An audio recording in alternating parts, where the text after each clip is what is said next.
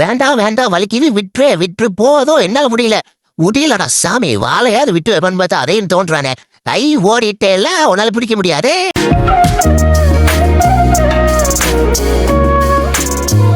வணக்கம் நண்பர்களே, மியாங்கிற இந்த கேட்டை நம்ம இன்னைக்கு க்ரூம் பண்ண போகிறோம். ஸோ இவங்க வந்து சின்ன கிட்டன் தான். ஸோ என்ன பிரச்சனைனா, இவங்க பெட் பேரண்ட்ஸ் வந்து வளர்க்க தெரியாமல் விட்டுட்டாங்க. அதனால தண்ணியில் படுத்து ஈரத்தில் படுத்து ஃபுல்லாக நாட்ஸ் ஆயிடுச்சு. ஹெவி நாட்ஸு அடியில் ஃபுல்லாக ரொம்ப கட்டி. இது ரிமூவ் பண்ணணும்னா சில நேரம் ஸ்கின் கூட அஃபெக்ட் ஆகிறதுக்கு வாய்ப்பு இருக்குது. அதாவது ஸ்கின் வந்து கிளியறதுக்கு வாய்ப்பு இருக்குது. அந்த லெவலில் வந்து இந்த கட்டிகள் எல்லாமே இருந்தது. இவங்க பெட் பேரண்ட்ஸ்ட்டு நான் இன்ஃபார்ம் பண்ணி தான் இதை நான் பண்ணுறேன். இது வந்து ஒரு ரிஸ்க்கான இடம். இது இந்த அந்த கட்டிகள்லாம் பார்த்தீங்கன்னா ரொம்ப ரிஸ்க்கான பொசிஷனில் இருக்குது. என்னால் வந்து முடிஞ்ச அளவுக்கு நான் பார்த்து எடுக்கிறேன் அப்படின்னு அவங்ககிட்ட எக்ஸ்பிளைன் பண்ணிட்டு தான் நம்ம வந்து க்ரூமிங்கே ஆரம்பித்தோம். ஸோ இங்கே கழுத்து பொசிஷன், இந்த அடி பொசிஷன் இங்கெல்லாம் பார்த்தீங்கன்னா அவனே ரொம்ப துள்ள ஆரம்பிச்சிட்டான். ஏன்னா அந்தளவுக்கு வந்து பெயினுமே இருந்தது அவனுக்கு. அவனால் வந்து அதை எக்ஸ்போஸ் பண்ணவும் முடியாது. ஏன்னா அந்த வலியை வந்து சொல்ல முடியாதுல்ல கேட்ஸால், அனிமல்ஸால்.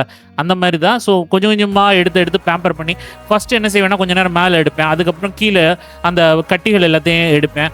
இப்படியே கொஞ்சம் கொஞ்சமாக பொசிஷன் மாற்றி அவனை பேம்பர் பண்ணியே எடுக்க வேண்டியதாக இருந்தது. ஏன்னா ஒரே பொசிஷன் இப்போ கீழே கட்டிகளாக இருக்கா அது எல்லாத்தையும் நம்ம ரிமூவ் பண்ணுறோம் அப்படின்னு உட்கார வச்சிட்டோன்னு வச்சுக்கோங்களேன், ரொம்ப வலிக்க ஆரம்பிக்கும், டென்ஷன் ஆயிடுவான். அப்புறம் நம்மளால் கண்ட்ரோலே பண்ண முடியாது.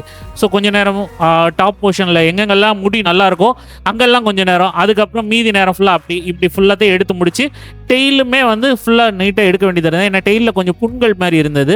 அண்ட் ஃபைனலாக பார்த்தீங்கன்னா ஃபேஸை வந்து நீட்டாக ரவுண்ட் பண்ணி கட் பண்ணிவிட்டு இயர்ஸை ஃபுல்லாக நல்லா க்ளீன் பண்ண ஆரம்பிச்சிச்சு. பாதங்கள் எல்லாத்தையும் க்ளீன் பண்ணிவிட்டு நெயிலுமே கட் பண்ணிட்டோம். ஸோ கால்களில் மட்டும் கொஞ்சமாக விட்டு வச்சுருப்பேன் சாக்ஸ் போட்ட மாதிரி. ஏன்னா கேட்ஸை பொறுத்த வரைக்கும் கால் ரொம்ப சென்சிட்டிவ். அதனால தான் பாருங்களேன், தண்ணி சுத்தமாக பிடிக்கல. அப்படி போட்ட உடனே அப்படியே தெரிச்சு ஓட ஆரம்பிச்சா.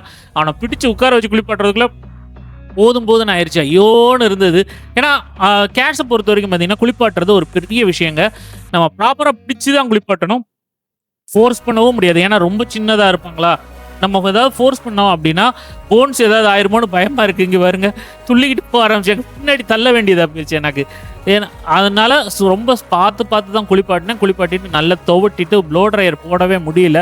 ரொம்ப பயந்து போயிருந்தாங்க. அதனால் வந்து நாங்கள் கொஞ்சம் ஈரத்தோடு தான் இருந்தால் அவங்க பெட் சொல்லிட்டேன் வீட்டில் போய் ஃபேன் கடியில் விட்டுருங்க, வேறு வழியே இல்லை, ப்ளோ ட்ரையர்லாம் போட்டால் ரொம்ப பயப்படும்னு சொல்லி அனுப்பிச்சாச்சு.